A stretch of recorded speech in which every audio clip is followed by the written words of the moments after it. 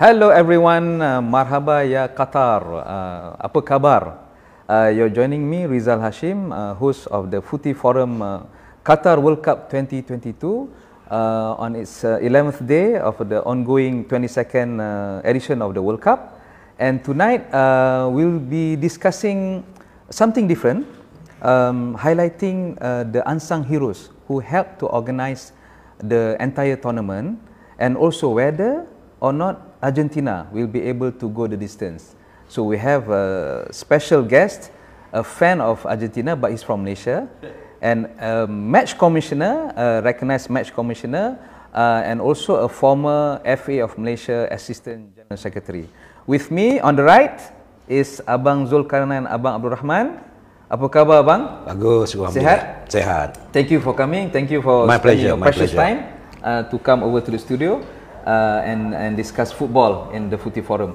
And the Argentina fan is Steven John. Steven John. Is that your true name? Yeah, that's my true name. Your true name, huh? Yeah, Steven John. Okay, Steven John. Okay. Steven, actually I don't know what do you do? On top or apart from being an Argentina fan? Okay. What do you do for a living? What I do for a living has nothing to do with football. Okay, it basically has to do with insurance.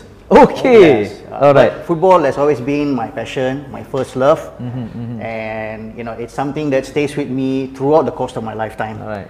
Ever since I laid my eyes on a very special player who dribbled past the entire English team in 1986. In 1986. Yes, that was my love at first sight on the beautiful game. Diego Armando Maradona. Diego Armando Maradona. The late Maradona. Yeah. Yeah. Okay.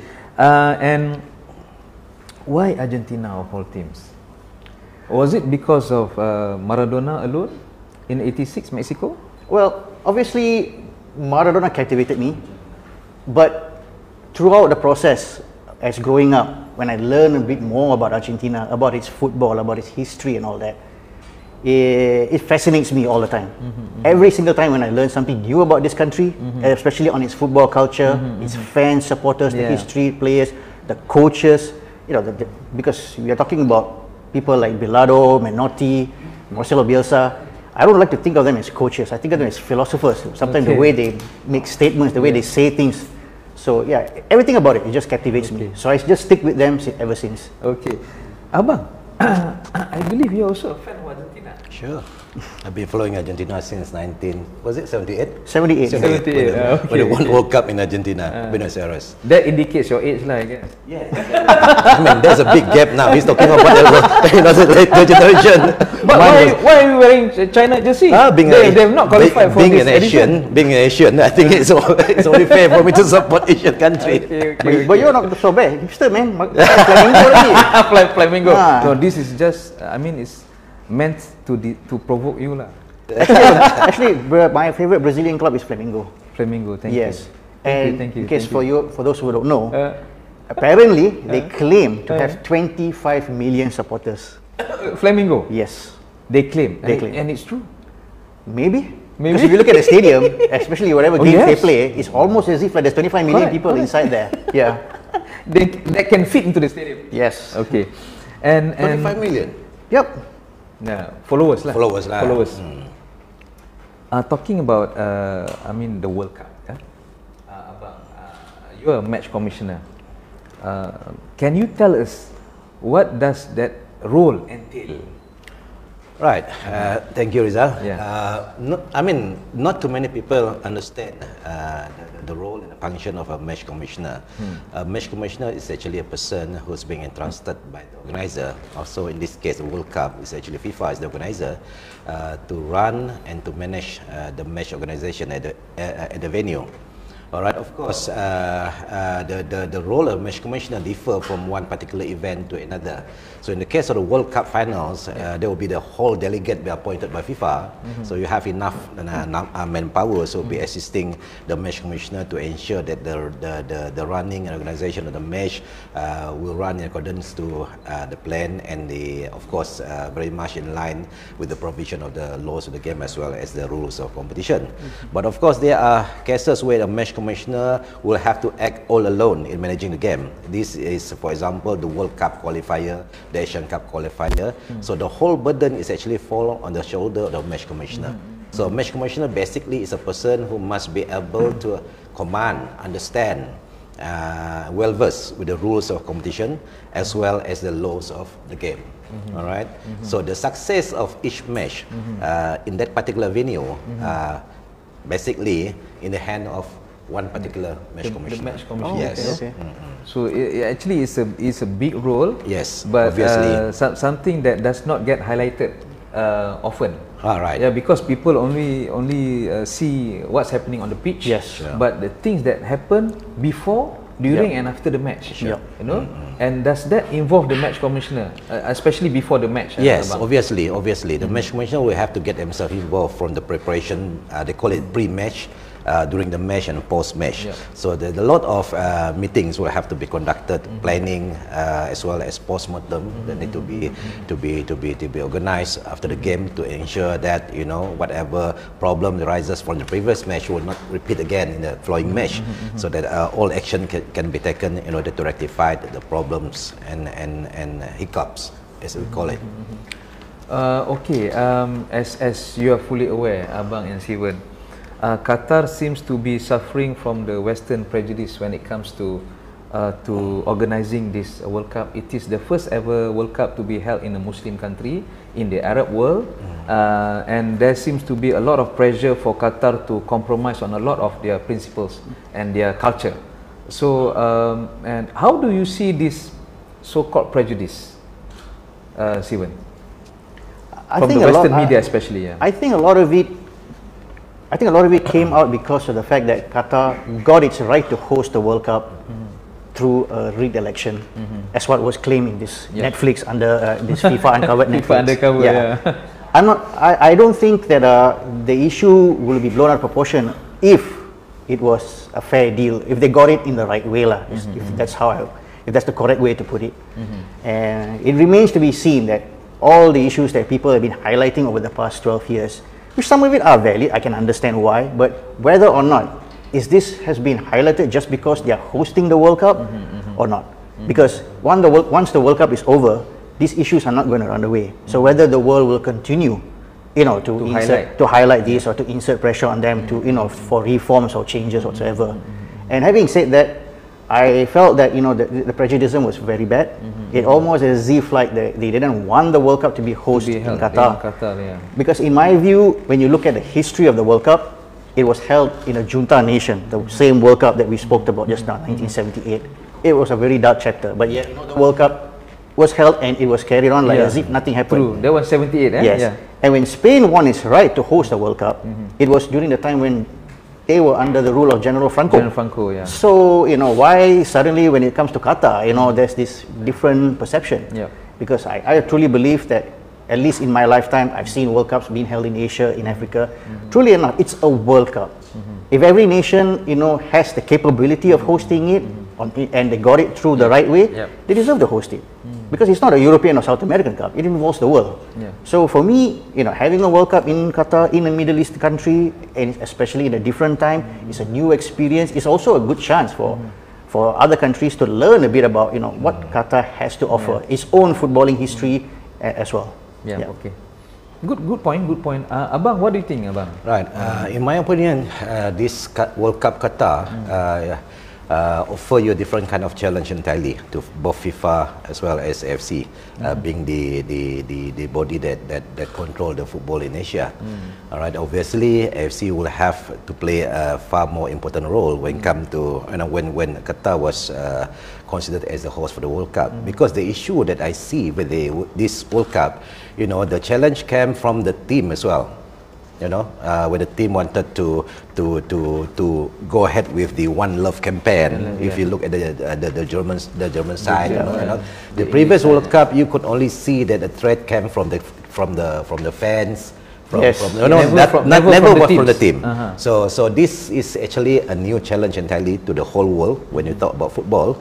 But then again, you don't see much of the issue. And other than this, you know, in other words, what I'm trying to say is that the organizer able to control everything, manage everything properly. All right. And today I read through the news saying that the few players from the previous World Cup who command Qatar being one of the fantastic hosts. All right. You know. So I believe this World Cup is actually in a good hand because you must remember, FC once they involved in the organization of the World Cup. The thing that people fail to realize, FC is one of the top confederation in the world. All right, you know, FC's level is somewhere there. You know, you can have UEFA, you can have CONCACAF, you can on level have terms with UEFA. In fact, I would say that, I mean, I'm not trying to be prejudiced or biased. You know, there are times that I would say that FC are far better than anyone else when come to football administration, when come to football technical. For example, being a match commissioner myself, when I'm being appointed by FIFA to be their match commissioner for the World Cup qualifier, all right, we have to submit 2 reports to 2 different bodies. One is FIFA, the other one is FC. For FIFA, we have to do everything manually. We have to fill the Excel sheet, fill the form and whatnot. But for FC, everything is online. It's not online. Oh, okay. You know? They're quite advanced lah. Yes. So FC started with their system since 2004, and I believe they were among the first few confederation that started with such a system. And you know, if once the FC get themselves involved in the World Cup organization, I believe everything will be fine because they have the right people in the FC, led by people like Datuk Sri Windsor, and of course they have the knowledgeable staff in the form of Chin Manggil, Abbas, and the group. These are all fantastic people, and I'm proud to know them. I'm proud that I'm able to serve them, you know, for the past few years. I've seen Abbas being a match commissioner, I think. The funny thing about this World Cup, Rizal, somehow the FIFA changed the terms. You know, they no longer call it. I don't know whether they call it match commission or what, but I'm pretty sure the football structure when come to final rounds of competition, they normally will not appoint somebody to become a match commissioner. The person who is actually in charge for the match organization when come to final rounds, be it World Cup, be it Asian Cup finals, will be the general coordinator. GC. GC, the right? GC, and normally FC will appoint among the match commissioner, of course, some of the FC staff to be considered as the general coordinator.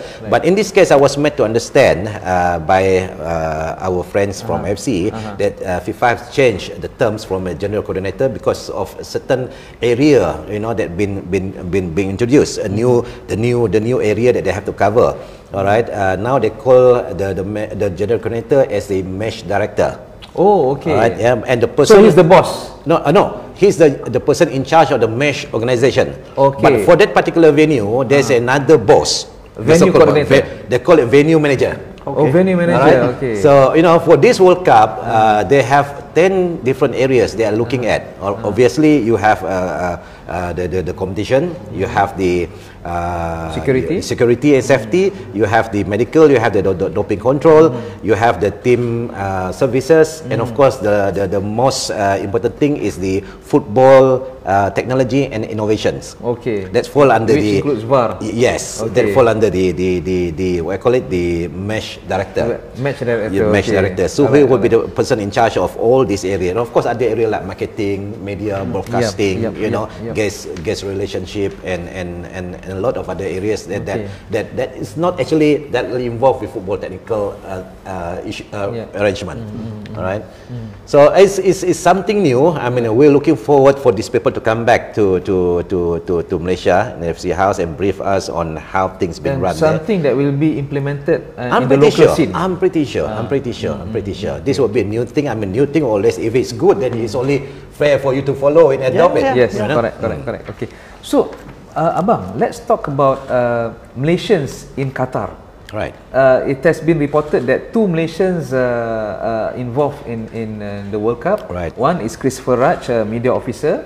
This is his second stint as a media officer. His previous one was in Russia 2018. Right. And also Sukidin Muhammad Saleh as a referee technical instructor. Right. You know. But it seems that there are many other Malaysians involved, Right, but yes. they are not highlighted. Right, exactly. Can you tell us? Okay, for this World Cup, there are two set of organizations that involved in the running of the event. Okay. Obviously, FIFA is the organizer. Yeah. So FIFA will appoint somebody all over the world. I mean, all the representatives from all over the world, inclusive of Asia, to be part of the FIFA teams. But of course, in this case, since the tournament is played in Qatar, and AFC should also be part of it. So AFC put up another strong delegates, you know, directly from AFC to work closely with FIFA and assist FIFA. Okay. All right. So the one that being appointed by FIFA directly as their delegate, other than Mr. Christopher Rush being the media officer, and Subhidin being the referee's technical instructor, we have other Malaysian. But so happen these people are the staff of AFC. People like Brian Johnson. Brian Johnson, I was meant to understand he's also the appointed security officer for this World Cup. I think that is the third Malaysian that involved in the World Cup directly. So I also believe that Mr. Brian C. is also being appointed as one of the assistant match director. Okay. Now this is also in another important area where Malaysian actually involved. Of course, you must not discount Datuk Sri Windsor himself. Oh yeah, yes, correct. So in total, I would say that we have 5 Malaysian who are actually directly involved with the organisation of the match and World Cup, and we should be proud of it. Yeah. Thank you for highlighting that. Thank you. What do you think? Over the years, over the decades, actually we have had many Malaysians helping to help organize to make it a success throughout all the editions of the World Cup, especially the late Datuk Peter Velapan, the coordinator of the first ever World Cup to be held, co-hosted by 2 countries. That was Korea and Japan in 2002, and also the late Datuk Sri Datuk Paul Moni Samuel.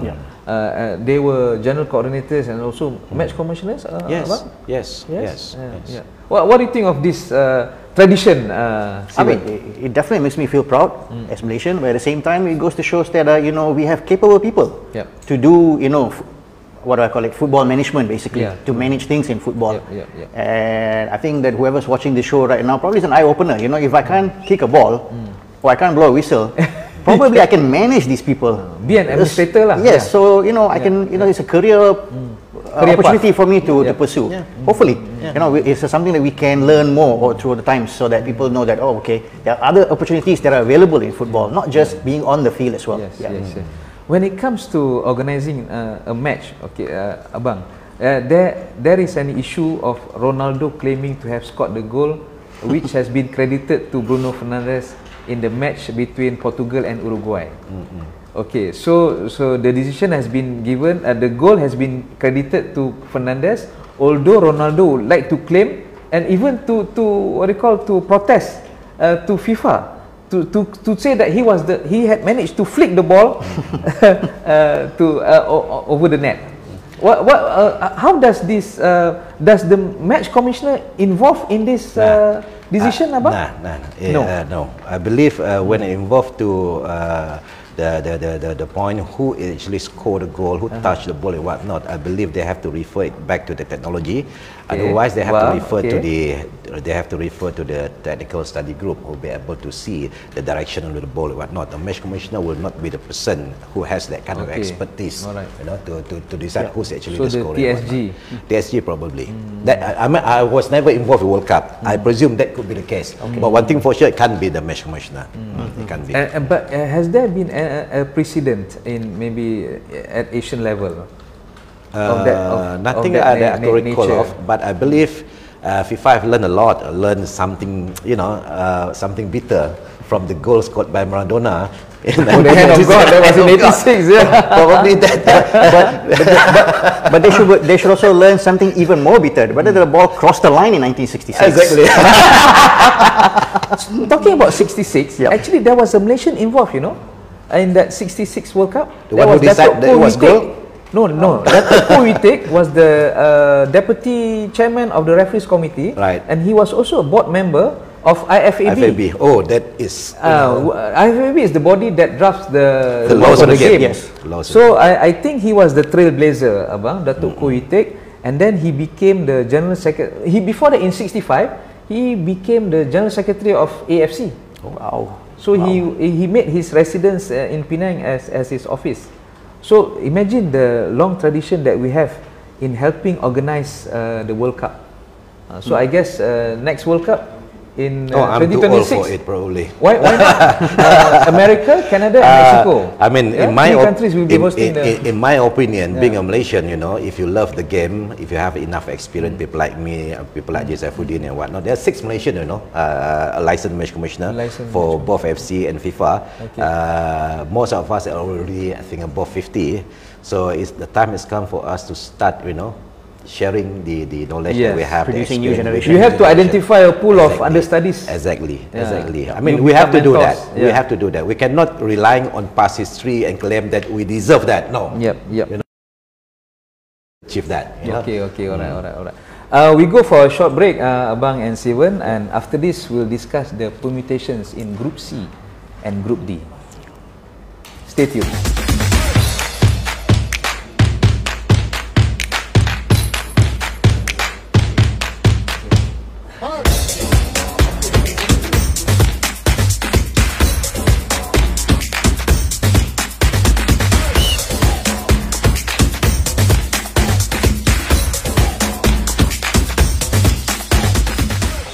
Follow the Footy Forum for the latest from Qatar.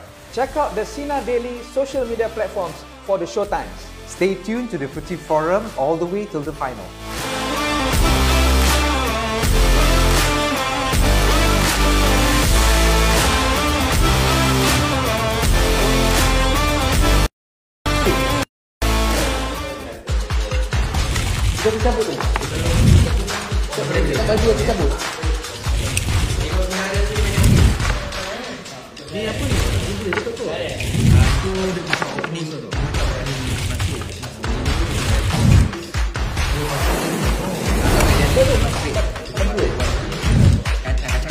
Rewind back to basics. Bila masuk dia boleh masuk. Kita montage kita ni.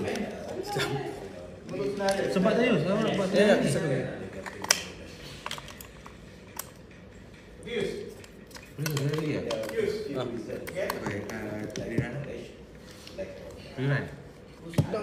Kau nak main ni dulu. Yang buat ni. Ni panjang juga pendek je. Dah Yus. Ya. Tunggu. Mana dia? Jangan poster. Kalau sikit.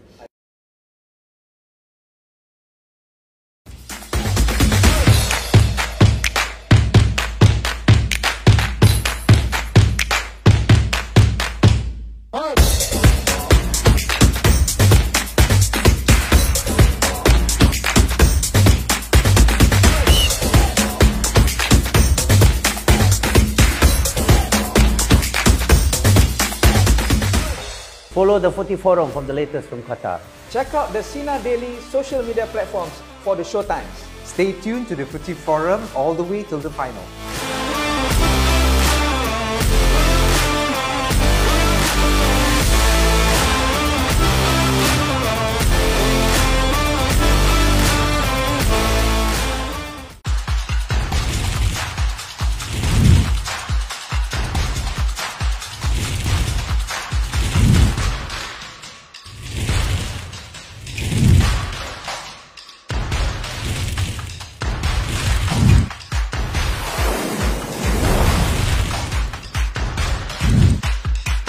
Rewind back to basics.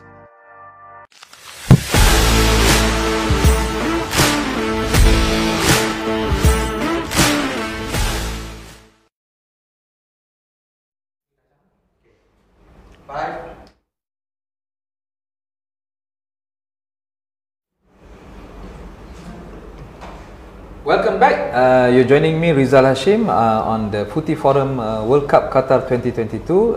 With me tonight, Sivan John, an Argentina fan who cannot wait to be discussing Argentina, and also a fellow Argentina fan, Abang Zul. Now, today only I realized that he's a fan of Argentina, but wearing China.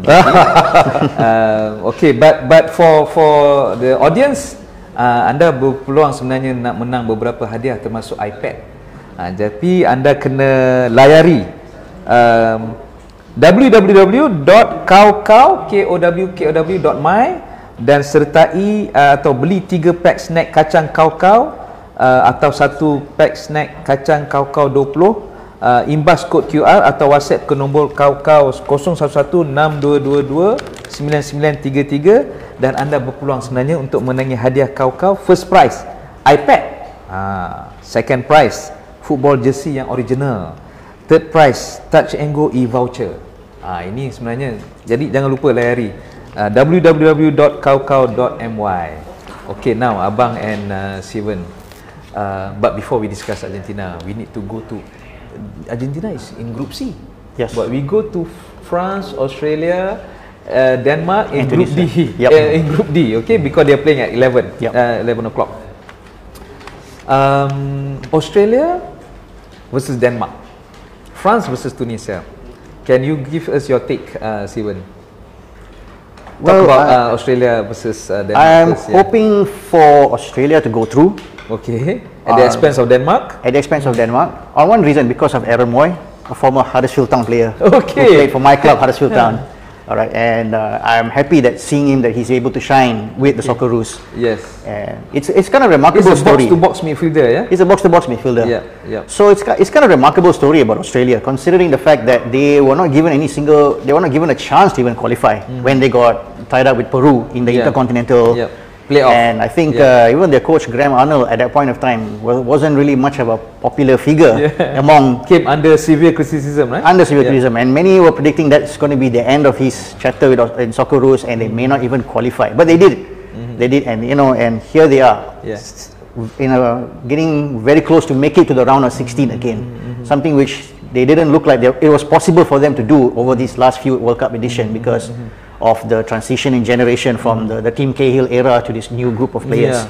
And it's good to see that Aaron Moy being a central figure in that Socceroos team. You are also a fan of Huddersfield Town? Yes. Why Huddersfield of all teams? Well, I basically, for those of you who don't know, I went to visit my uncle in 2011 who lives in Huddersfield. Okay. So he took me to watch a game. I thought you studied there. I wish. So I was overwhelmed by the experience. And mind you, at the time, Huddersfield were playing in not even Championship, League One, which is like third level football. Yes, third level. And I was very fascinated by the fact that even like M3 level for a club, the support, the connection it had with the town, the fans, the atmosphere and all that was just mind blowing.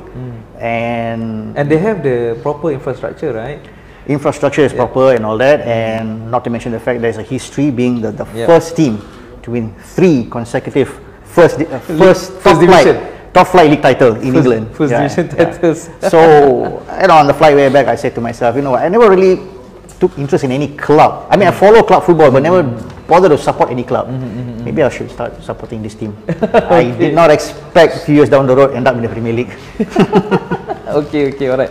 And Abang, Australia, they were part of Oceania, but now they are part of AFC. So how do you see the country itself is located in Oceania, but in football the unique football terms they are part of us. Asia. Yes, part of Asia. So obviously by virtue of them being part of AFC, part of Asia, then I have 2 reasons why I said that I want Australia to progress further. One is by virtue of them being a member of AFC, and of course we should consider them as Asian as well in football terms. The secondly being by virtue of me being a Sarawakian. The Sarawak football, started to have an impact in Malaysian football history. The year when Alan Vaz was actually appointed as a manager come coach, and we have a set of players from Australia, like John Hunter, David Evans, and whatnot. So myself, we have a good relationship with.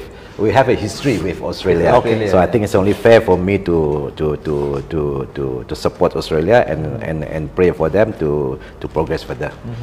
I would like to share something because please do. For my SPM, my Ujian Lisan. Okay. I was cracking my head the day before that, focusing on all kinds of topics. As soon as I went in the room, the teacher asked me one question. Siwan minat bola sepak tak? I said yes. And I knew I'm going to nail this one. Okay. So the question was, with regards to imports, foreigners coming into Malaysian football. Bahasa lah, bahasa Malaysia. Bahasa lah, Malaysia, yes. Time, yeah, okay. So, you know, for me at that time, and this was in 97, I couldn't find a better example than Alan West himself, because you could see Sarawak football, the pre-Alan West era and the Alan West era. It was, you know, like yin and yang. And in Sarawak, Alan West was Awang Mahyan. Oh, Mahyan, yeah. Okay, and the Sarawak team of that 90s, you know, the John Hunter, the David Evans and all that. I mean, they were a remarkable team to watch. I mean, you could say one of the most entertaining teams. So you spoke about Alan West in the Ujian Lisan? Yes. That's something interesting. I have no idea whether the teachers have any clue what I'm talking about. Apa yang you goreng tu? Apa yang you goreng cikgu tu? I goreng everything. I said to you, how the Alan West came, how he revolutionized Sarawak football, and how the Sarawak football became a contender in Malaysian football at that time, because they were, you know, they won the FA Cup, I think, the first time in their history. They won the Premier League. Yes, and of course every year they were always challenging for the Malaysia Cup title. Very few times they came close of bringing the Malaysia Cup back to Borneo. So, you know, all these things I just, you know, put it in. I don't know whether they understood or they realized what I'm talking about, but hey, I passed with flying colours, man. So you passed the test with flying colours? Oh, yes. You know, but just to share with both of you, Alan West was supposed to sign up with Selangor. Oh, okay. That time. All right. But we had Before going to Sarawak? Yeah. Oh, okay. He was supposed to join I never knew Selangor, that. but we hijacked him, you know, on the way to KL. On the way to KL? Yes. So then eventually Selangor ambil siapa bang? Ken Warden. No, not Ken Warden. I can't remember. I can't remember. Oh, Benshum, the German coach. No, that was later. Benshum was later. Benshum was later. That was later. I remember the same era was Johor was with, what's the name of that guy? The one Michael Urukalo. Urukalo. Yes, Urukalo. Yeah, so it was Alan West. And Alan was supposed to bring, what's the name of the MU goalkeeper? The Australian guy? Mark Bosnich. Mark Bosnich. Wow. Okay. We are supposed to bring Mark Bosnich to Sarawak. Wow. Yes, exactly. Alan West. Alan West. Oh, That time he okay. has yet to sign for Aston Villa. Aston Villa. There was still what I call it academy boys in Australia or something like that, you know. Okay. So since we are pro Australia, what about Denmark? Christian Eriksen and company. Don't they deserve to be? Yeah, I love Denmark. If you ask me, well? I love Denmark. I've been supporting Denmark as well. I'm not supporting. I love the way they play. If you remember, which year was it? The year 1992. Winning the Euros. No. The World Cup. The Danish Dynamite team from 1986. 86. Yeah. The Jesper Olsen, Laudrup, fantastic. Michael Laudrup. Yes. Preben Elkia. And the good thing about Denmark, they maintain the same manufacturer. Hammer. From those years until now, you know. And interesting about Denmark, I mean, this is something I learned from, you know, my research and studies, reading about their football, is that quite often the 92 team doesn't get that much of regards in Danish football folklore, partly because of the pragmatic football that was played in that Euro, as compared to the 80s team, which was absolutely an entertaining side, even though they didn't win things. But you know, because of they were playing in a free-flowing, entertaining football, they always have high regards for that Danish team, even more than the 92 side. Yeah, but they had Brian Laudrup among others, Fleming Poulsen for the 92 squad. Yeah, Kim Wilford. Kim Wilford, mustachiot Kim Wilford. and for this Hulman, the coach, I think they came with high expectation. They've beaten France in the Nations League, home and away. But then they in the World Cup, in the tournament proper, they couldn't repeat that feat. And do you think that the Danish are on the brink of, you know, disappointment? No, I don't think so, because the game in Australia can go anyways. I think it's an equal balance of fair. It's just a matter of who takes their chances. Of course, I think on paper you might say Denmark have a slight edge. But as what I mentioned, you know, Australia being an AFC member, we would like to see them progress further. And for Denmark, they must win. They must win against Australia and hope that Tunisia do not beat France. And Tunisian victory over Le Bleu would leave them tied on 4 points with the Tunisia, Australia and Tunisia. Okay, now we move on to France against Tunisia.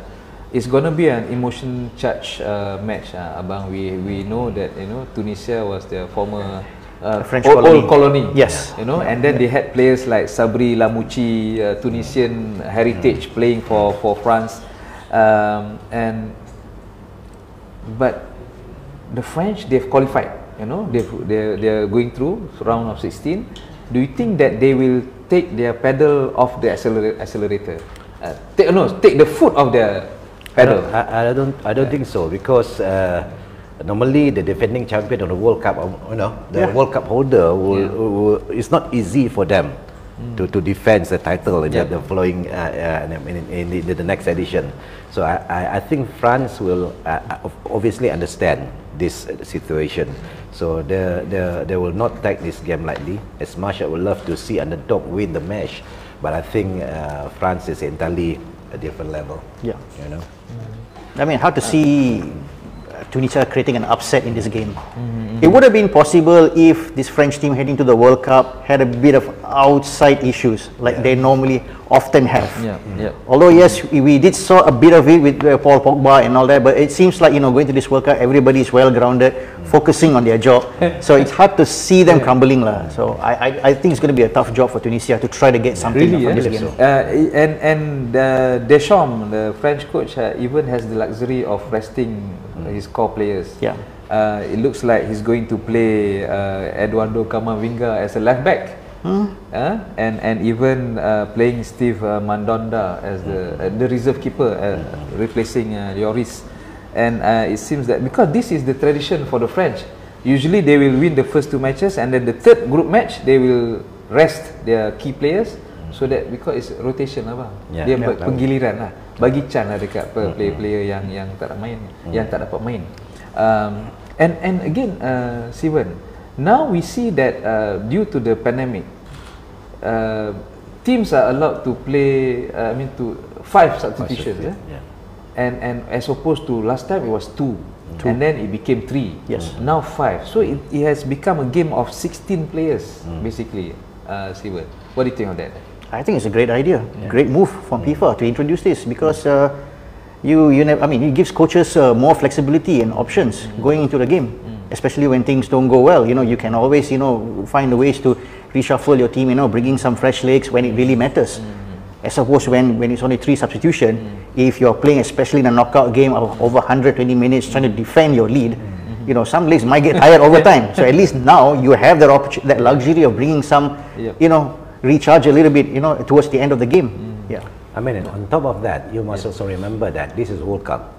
The venue is entirely a new things to some of the players. The climate could be something. Could be something different. It's not like Euro where you have been playing in and out in that venue. So I think to have more than 3 players, now we have 5 subs. Out of 12 named subs. Is actually a good move. I mean, this will make the team able to prepare the best player available for that particular game. Nothing being restricted. I mean, the whole idea is to see the best player able to play on that particular day. Tunisia. So what can we tell about the team, Sivan? They have a few players who apply their trade in the French league, and some of them even born in France, So it's gonna be something. It can be emotional for them. Yeah, I mean, many of them came through the French football league system, and I'm pretty sure some of them, have probably have teams or colleagues on the other side along the way. So there's a little bit of familiarity. And don't forget, I think they're the Arab Cup winner, if I'm not mistaken, going into this competition.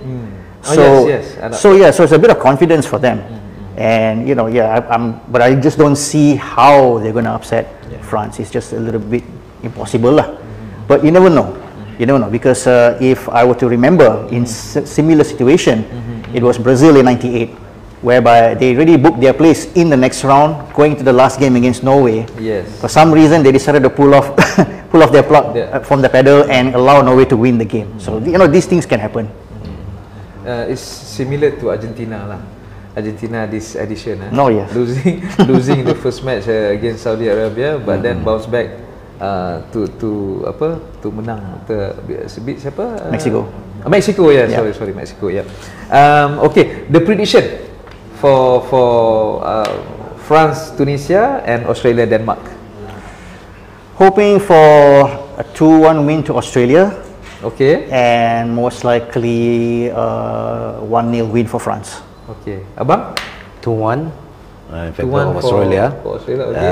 Sama je. Sama. 2-1 juga untuk France. 2-1 untuk France, eh? So that means France will top the group lah. Yeah. Okay, alright. So we go for another short break before we go to the highly anticipated discussion involving Argentina. Stay tuned.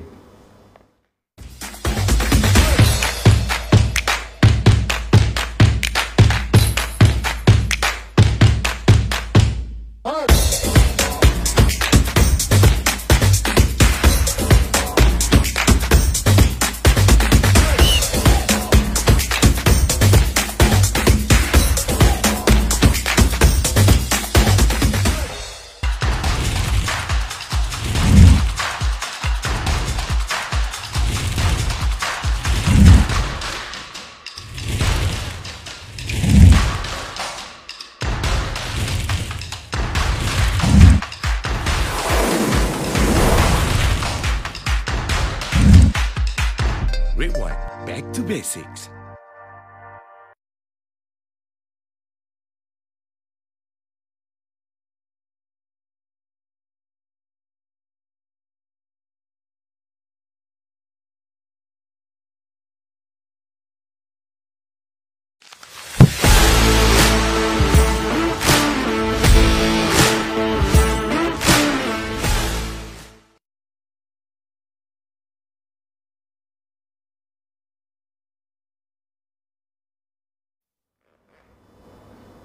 Welcome back. You're watching the Footy Forum Qatar World Cup 2022. Before we start discussing about Argentina, I need to read this. Free official football player jersey of Piala Dunia Qatar for you with Red One postpaid. Simply switch to Red One postpaid hybrid 50 unlimited plan only at 50 ringgit monthly, or to cost saving Red One postpaid amazing 38 plan at only 38 ringgit monthly, and you will stand to win official football player jersey of Piala Dunia Qatar in the Demam Bola Red One lucky draw, and also get free Alisan voucher worth 50 ringgit for every registration. This promotion is valid through online registration only. Alright, okay. So Steven, Argentina Poland first? Okay. Or Saudi Arabia? Oh, I'm okay with anything. Okay, alright, okay. So I'm sure you were agonizing over the opening defeat to Saudi Arabia, despite the opening goal for Lionel Messi through a penalty. They lost to a splendid goal. Yep. And then I'm sure you were grimacing with the defeat. But now you're feeling a little bit relieved that your Argentina is on the verge of such a big relief. Big relief. Such a big relief. I mean, let's be honest, even in the game against Mexico, the first 30-35 minutes, I had this reminiscent feeling that this is the Argentina back in the Jorge Sampaoli days, where it was totally trying to where I don't know, it seems like everybody, the entire midfield was a bit disjointed. There's no proper synergy between the midfield defense and the attack, and somehow the Messi is dropping too deep, trying to make things happen. But you know, as we were approaching towards the end of the first half, I could see the improvement, and slowly into the second half, players were beginning to look more like themselves. But it still needed a magic moment from Messi to at least make some difference. And I think that gave a little bit of comfort to all the other players, like, you know, we can do this. And as you can see, as the game progressed, even like Rodrigo De Paul, because the first 45 minutes, it looked like the De Paul that we see at Atletico Madrid. But in the second 45 minutes, the De Paul that we normally see with Argentina, so energetic, so industrious on the field. Yeah. He runs the most distance, has recorded most distance runs in the statistics by FIFA. What's the inside story, Siwan? I'm sure you know. I'm sure you're in touch with Sebastian. your friend for Mundo Albiceleste. Well, for this Argentina squad, I mean, much to the disappointment of neutral football fans, unlike in 2018, there's no issues or no problem within the team. In fact, you know, this has been, I would say, it's one of the best squads that we ever had in a World Cup in a long time. And you know, the fact that, you know, Messi being now an elder statesman in the team and his leadership is beginning to show.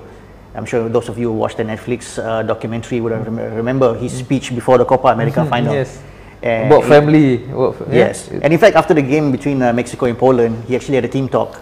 And it looks like the team is, you know, fully focused on getting the job done against Mexico and of course with the subsequent game and to see how far they can progress.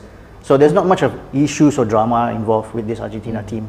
And you know, as far as I look at it, I'm more than confident that when it comes to getting the job done, I fully trust with Scaloni and company. Okay. Speaking about Scaloni, he was part of the victorious squad in the 97 FIFA Under-20 World Cup, Abang. Yeah. I think they played in Kuching. Yep.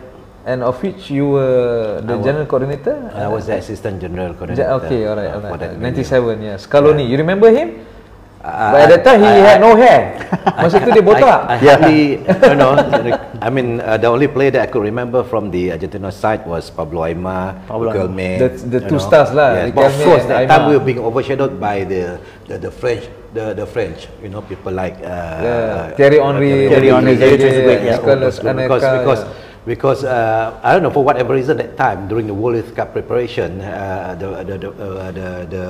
the team management of France decided to send the official first to Kuching, all right, before any other teams, you know, just to check on the venues and whatnot. So we got ourselves hooked up, you know, with the France team, understanding. But then there's, I remember, what's the name of the assistant coach for Liverpool? Jacques Crovoisier. Yes, he was the one who told me that. You know, we were talking about Eric Cantona back then. For France, he said to me, "Don't worry about Eric Cantona. This will be the new player. This will be the new team. This will be the new star." You know, and true enough, 2 years later, basically half of them. A year later, yes, they won the World Cup. Yes, from that set of players. So Argentina was another fantastic team that time. I remember Pablo Aimar, Riquelme, you know, but. I can't remember the head coach. What's the name of the? Peckerman. Jose Luis Peckerman. No. Scaloni. Yes. Scaloni. Yeah. Now he's better looking because he has hair. No, last time as a player, 97 they tak rambut masa tu lah. Right. Because I like, just like Sivana, I also love Argentina, but of course the Argentina team that I support most was from the early generation. Yalah, zaman campus semua tu, Pasarela, those are the. Masa tu Leopoldo, yeah. But that was fantastic. That was fantastic, you know, with that kind of jersey, tight jersey, the classic jersey.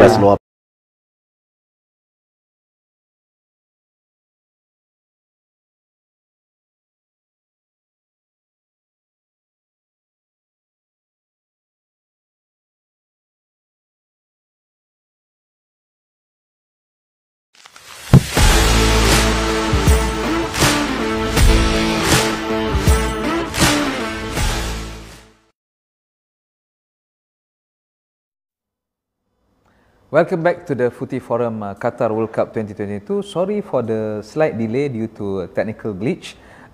You're still with me, Rizal Hashim, joining us, Abang Zulkanan, Abang Abdul Rahman, and Steven John. And okay, now we've discussed about Argentina. Let's talk about Lewandowski and company, Poland. So with Lewandowski finally managing to score in a World Cup finals. Where do they stand as they prepare for the match at 3 o'clock later?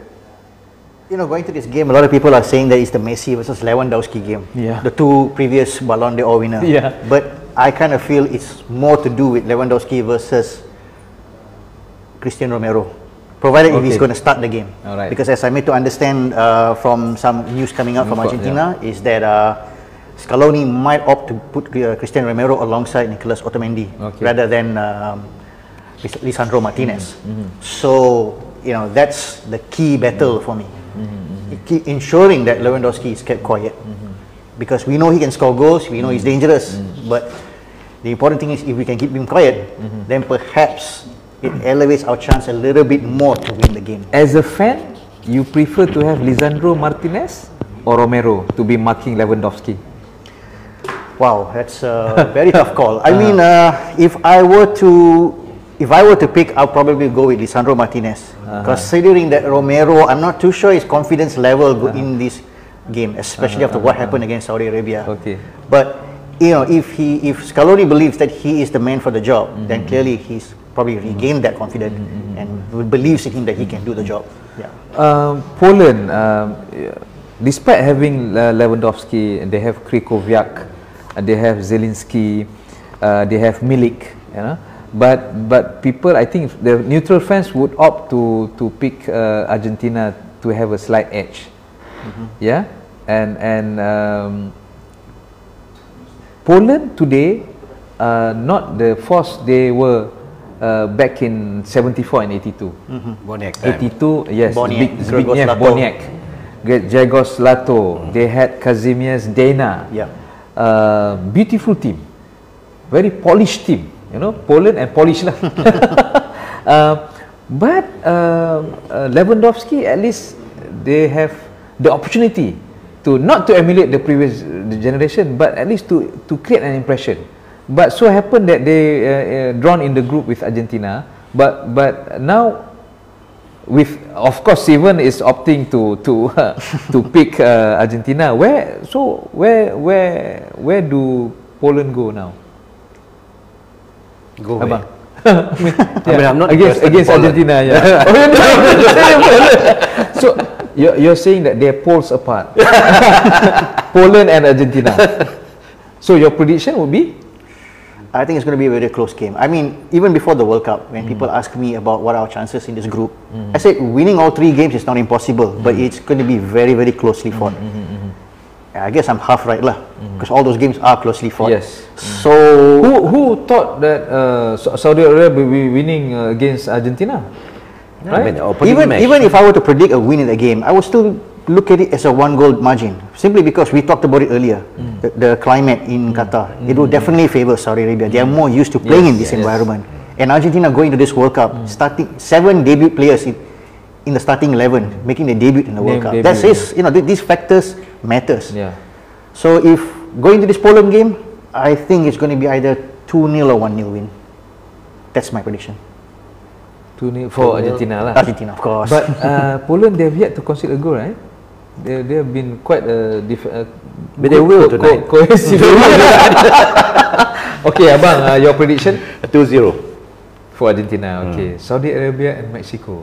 Maybe you have anything to share about Tata Martino, Argentina coach. Tata Martino, I mean, even before the World Cup started, he wasn't really much loved by the Mexican media. You know, he was supposed to be sacked before the World Cup, they say. That's what they're saying, but yet, you know, he still kept his job. Yeah. But I mean, when he was managing Argentina, we played quite well. Just couldn't able to win those back-to-back Copa America. Yeah. On the other hand, you know, after the loss against Argentina in the second group game, you know, one Mexican media went live on TV, claimed that he actually sold the game. Really? Yes. Yeah. So, you know, it's going to be a very tough thing for him going to this game, seeing how the media back there scrutinizing him. And don't forget, I think this game is going to be a very emotionally charged, because on one hand, yes, you have Saudi Arabia wanting to make history again of making through the knockout stage. Yeah. I mean, who would have thought back in '94 they would have done it? And on the other hand, you have a Mexico team that is trying to break that 5th game curse. For those who don't know what is the 5th game curse is, because since 1994, consistently making to the round of 16, but for one reason or another, always sangkut there and go home. So they are trying their best to make it to the quarterfinal for the first time outside of their home, because the 2 times they made it, they hosted the World Cup. Yeah. So it's going to be a very emotional charged game for these 2 teams. Okay. So your prediction for Mexico and Saudi Arabia? Maybe for a soft spot because of Tata Martino, nothing against Saudi Arabia. Yeah, I would like to see Mexico, but I think it's going to be difficult. I think it's because they have to. The goal difference is going to make might be a lot of pressure. So who to accompany Argentina? I think Saudi Arabia has a good chance. Really? Yeah, I think a draw is possible for them. Abang? I'll be at Saudi Arabia. Just came back from because Dammam last month. just came I back was from? in Damam. Oh yeah, okay, Damam, yes, I was yes, in yes. Saudi Arabia for the under-17. All right, I had a good chat with them. Apparently, Saudi's football now, you know, they wanted to bring more international game back into Saudi Arabia. Now they are bidding for the under-17 final. They are bidding for the under-20 final. They are bidding for 2030 World Cup. Exactly. As well, right? You know, they're going all out. So I think having you know, a good chance to make it to the round of 16. Alright. I think that I mean, the so-called of the spirit and whatnot. It's not a pressure, you know. I think that will lift the team, you know, and I think the chance of making it around 16 is very. Okay. One last question for Steven.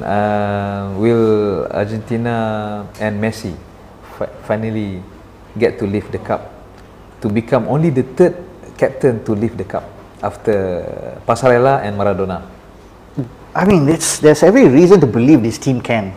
Even though, yes, the loss against Saudi Arabia sort of like dented everything a bit. But if you look at what this team has done together over the last 2 years, it's just an extraordinary journey.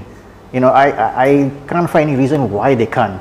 Although, yes, when you think of squad depth, when you think of France, England, Spain and Brazil, it might pose a very, very big challenge, but nothing is impossible. Okay. Yeah.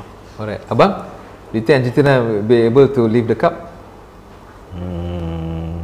I wish they can make it, you know, but if not, but deep in my heart, I said they would not. No, they will not be England. Not England. Not England. Who would that be?